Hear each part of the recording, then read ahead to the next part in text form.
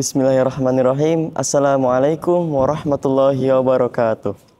Alhamdulillahirabbil alamin. Wabihi nasta'inu ala umurid dunya waddin. Wassalatu wassalamu ala Rasulillahi sallallahu alaihi wasallam wa ala alihi washabihi ajmain. Qala Allahu ta'ala fil Qur'anil Karim wa huwa asdaqul qailin. A'udzu billahi minasyaitonir rajim. Bismillahirrahmanirrahim.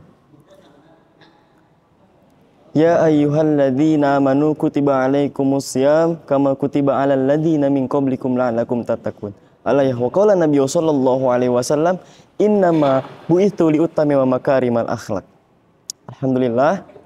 Pertama-tama marilah kita panjatkan puji serta syukur kita kehadirat Allah Subhanahu wa taala yang mana Allah telah memberikan beribu-ribu nikmat jasmani maupun rohani kepada kita semua sehingga kita dapat berkumpul di tempat yang insyaallah diberkahi oleh Allah Subhanahu wa taala.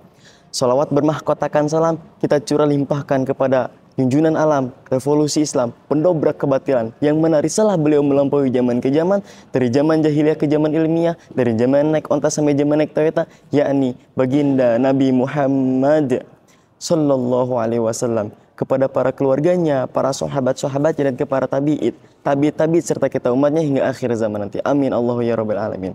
Alhamdulillah, kita sebagai mahasiswa harus menjaga akhlak dan adab kepada siapapun itu. Karena kenapa? Karena baginda Rasulullah Shallallahu Alaihi Wasallam bersabda, Innama bu'itsu liutammima makarimal akhlak. Karena sesungguhnya aku diutus di muka bumi ini itu hanya untuk menyempurnakan akhlak, sabda Rasul. Oleh karena itu banyak di zaman sekarang orang tua bunuh anak, anak bunuh orang tua menyiksa si anak nurut sama orang tua. Karena kenapa? Karena kurangnya memprioritaskan yang diajarkan oleh baginda Rasulullah SAW. Ada sebuah kisah yang mana kisah ini pada zaman Rasulullah SAW. Beliau ini ialah Al-Mukhadram. Al-Mukhadram ialah seseorang yang pernah hidup di zaman baginda Rasulullah SAW, namun tidak pernah berjumpa dengan baginda Rasulullah SAW. Namun ia pun beriman kepada baginda Rasulullah SAW. Ya, beliau ini ialah Uwais Al-Qarni, yang mana memiliki ketenaran di langit bukan di bumi. Ada suatu kisah pada zaman baginda Rasul, ketika Uwais Al-Qarni sedang berangkat haji, Uwais Al-Qarni pun menggendong orang tuanya untuk berangkat haji. Namun dan ingin sekali berjumpa dengan baginda Rasulullah SAW. Namun ketika sudah di Mekah, Uwais Al-Qarni pun tidak mendapatkan sama sekali baginda Rasulullah SAW. Lalu Uwais Al-Qarni pun memberikan salam kepada Sayyidatina Aisyah untuk baginda Rasulullah SAW.